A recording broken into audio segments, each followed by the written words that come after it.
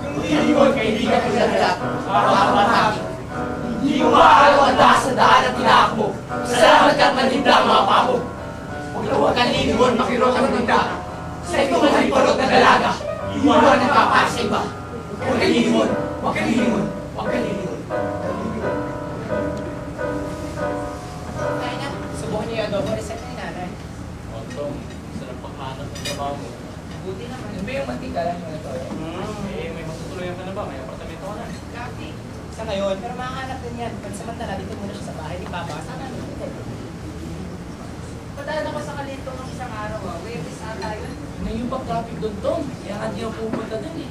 Magic doon, mata. Bago din natin doon sa may tabi ng Sherwood. Malaki-laki. Kaya, ito ba yung gumagawa ron? Oo. Malaki-laki rin seri yun ha. Hindi masyado. Ganun ba?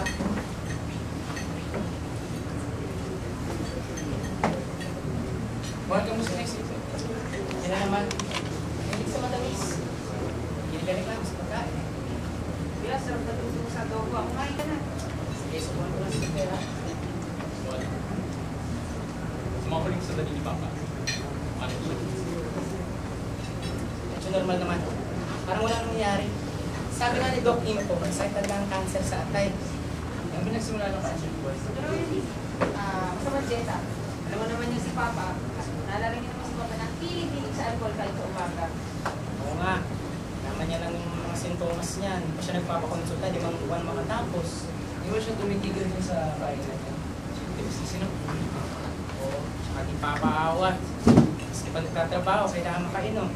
Doon na yung sekretary niya, yung minsan nakalimutan bumili ng bagong bote ng whiskey. Nakalimutan naman ni Kuya Juan, halos nagurumentado sa bahay. Sumakaling sa dali ni Papa. Bago siya bumano. Ano nang sinabi? Ano rin, tanong din yung sabi sa hospital. Wala rin nagmahal sa kanya, di ba kay Kuya Juan? Hindi ako tinamay. Nag-iiyak pa nga nung kinuwente ka sa atin kung paano natin siya kinalikuran sa atin. Bata, hindi marunong yun sa nakaraan. Alam niyo nung pupunta akong tumawag lang kayo, di ba? Bakit hindi niyo ako tinawagan? Ano ginawa niyo? Hindi ka naman nagbibigay ng numero, kailan ka pa ba nagbigay? Punta ka ron. Anong sinasabi niyo? Wala man kayong nagawa para lang sabihin sa kapatid niyo na namatay na pala ang ama niya? Kawan! Wala magagawa si Kuya Juan. Bakit? Kalimutan mo na ba nung may sakit si Mama, nakagilan pa ng 2 araw bago siya namatay? Ano? Di ba? Ba? Kuya Sandy siya kasi Kuya Juan na sumagot sa gastusin, ha? Hoy! Magagaling ko lang sa ibang bansa nun. Tama.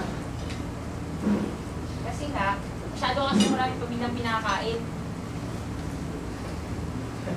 Ang kapal naman mukha mo itong para sabihin niyo. Dahil ang mas sarili akong buhay, ang mas sariling pananagutan na pinapangalagaan, hindi kita responsibilidad kung saan naman lang magtrabaho sana. Sino naman tatanggap sa isang estudyante walang degree? Huwag mo sabihin yun! Sabihin mo, wala kang ambisyon! Sa pinakaduluhan ng sandali ng buhay ni Mama at Papa, kumapit ka lang sa kuko nila. Wala kasing sarili buhay. Patuloy mo, hihita ka. Sige, wala ka naman disente trabaho. Magbukas ka ng pinggan. Ano naman unang pusinero si Iwan sa Shangri-La? Ano ba? Hindi ka nagpresenta sa kanya. Kasi yun ang bili ni Papa, yung responsibilidad na nagretiro siya. Kung dapat na nagpaaral sa akin, naasa mo si Papa pagkatapos mo kaming talikuran lahat. Para na magkaroon ka ng kalaya-makama, sino man naisip mo? Tama na. Hindi kuya, may nangalan na kita-kita eh. Kaya mo nang malatatan lahat. Kuya, kumusta si Lydia? Eh si Raquel, eh si Leslie nag-stewardess, eh yung higit 20 putang naanakan mo na. At bawat isa may bastardong leader na lang ang pilito natin. Wala!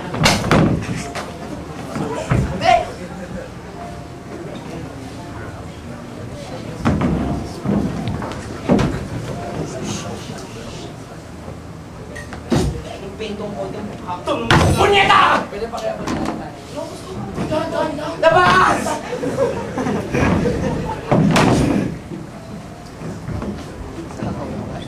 Problema nun. Eh, alam mo naman yan, si Tom, nung nagretiro si Papa, naghahanap kami ng pera para sa papaaral niya. Eh, hindi naman natin siya papaaral. Eh, ba't hindi niyo pinatrabaho? Hindi pa raw siya handa. Kaguhan! Alam mo naman yan, si bunso natin, si Tom. Yung plano na panagawin niya yung sa ni Papa sa Surigao, pero pinita lang niya yun. Dito.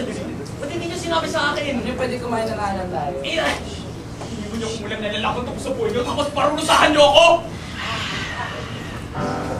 Alala ka ba? Anak ng Espiritu Santo! Amen! Panginoong Diyos, bastasan niyo po ang aming kakanin sa gabing ito. Nagtipon-tipon kaming magkakapatid. Alang-alang sa memorya ng aming nasirang ama. Buhay kayo'y kapiling na niya. Amen! Oh, nasa na si Santi? Kating na, katawag lang. Rapid lang daw. Wait, Kuya Juan, tumawa nga pala yung kaibigan ko si Patrick, sinisigil na ako. Oo, ako nang bahala. Diba, babayaran kita sa unang sweldo mo. Ano ba yun? Wala, kaibigan lang yan. Teka lang, tapos ng apunan, nagagawin pa ba tayo? Wala na. Depende. Depende saan? Tawad mga pare. Traffic dun eh. Tara na. Kain na tayo. Tunda ako. Kuya Pete, wala na sila saan. Para ng Ama, ng Anak, ng Espiritu Santo, amin. Panginoong Diyos, basbasan niyo po ang aming kanin sa gabi nito. Titipon-tipon kaming magkakapatid alang-alang sa memorya ng aming nasilang Ama. Naway, kayo'y kapiling na niya. Amen. Kain na. Huwag kang liligon, kaibigan kong nagalag. Baka kapapahid. Hindi mo maaaraw ang nakasandaan ang tinako. Pasalamat ka't manhid na ang mga pao. Huwag na huwag kang lilingon, makirot ang gulita. Sa itong haliparot na dalaga, iiwanan ka para sa iba. Huwag kang lilingon,